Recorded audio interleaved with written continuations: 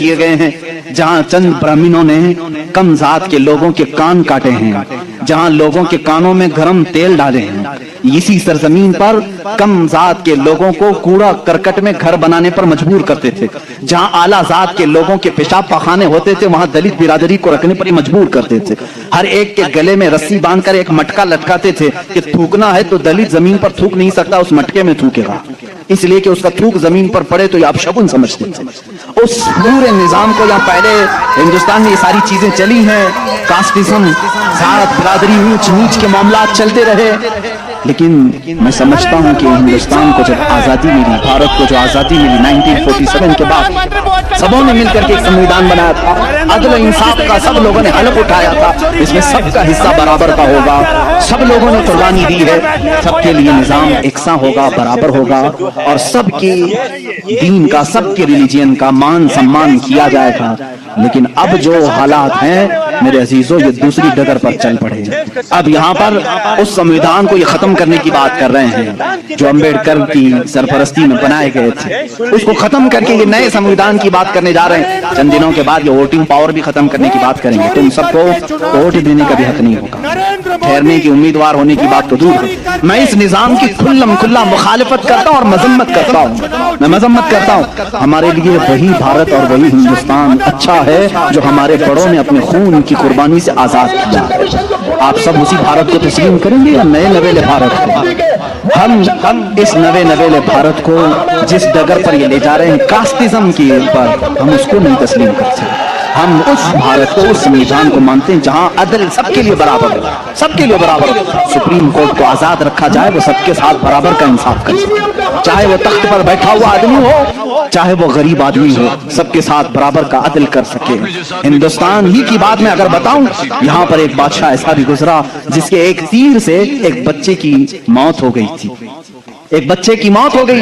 औरत जो बच्चे की मां थी वो मुकदमा कर दी चीफ जस्टिस के पास। उस वक्त के जो चीफ जस्टिस थे काजी सिराजुद्दौला, उन्होंने तलब किया बादशाह को, बादशाह को तलब किया। इसी हिंदुस्तान की बात कर रहा हूं। औरत एक जगह खड़ी है, वक्त का बादशाह एक जगह खड़ा है। औरत ने कहा मेरे बच्चे को इनके तीर से मौत हो गई। बादशाह शिकार के रहा था, चूक के तीर लगा। बादशाह ने कहा हाँ मेरा तीर लगा तो है, गवाह भी हैं, सिपाही भी गवाह हैं, औरत भी गवाह। दो ऑप्शन होते हैं मौत के बाद, किसी का कुछ कत्ल हो गया अनजाने में, चूक कर अगर कत्ल हो गया, दो ऑप्शन इस्लाम देता है। उस औरत को काजी ने कहा तेरे पास दो ऑप्शन है, चाहे तो अपने बच्चे की मौत पर दियत ले ले, कुछ पैसे ले ले बादशाह और उसे माफ कर दे, या चाहे तो जान के बदले जान ले ले। बादशाह की जान भी ले सकती है। काजी ने फैसला सुना था, ये नहीं कि बादशाह को छोड़ देना है। दोनों ऑप्शन औरत के ऊपर। औरत ने जब देखा कि अदल का ये कहकर इस्लामी निजाम बादशाह के तीर लगा है और काजी सही सही फैसला दे रहा है, उस औरत ने कहा अगर ये काजी आज इस तरह का सही फैसला दे रहा है तो इस तरह के बादशाह की वजह से बादशाह ऐसा होगा, इसीलिए काजी ऐसा है। उस औरत ने कहा मैं इस बादशाह की जान बख्शती हूँ, मेरे बच्चे के लिए जो दियत बनती है वो बादशाह मुझे दे। बादशाह ने जितनी दियत बनती थी उससे ज्यादा उसे दिया। और जब ये मामला खत्म हुआ तो बादशाह काजी के पास आया और अपना जुब्बा खोला, उसने खंजर निकाला। उस वक्त के सुप्रीम कोर्ट का चीफ जस्टिस था। बादशाह क्या कहता जानते हो? मुझे जब पता चला मेरे ऊपर मुकदमा है और मुझे मालूम था मेरे तीर से एक बच्चा फौत हुआ है, मैं आज कोर्ट में आ रहा था, मैं साथ इस खंजर लेके चला।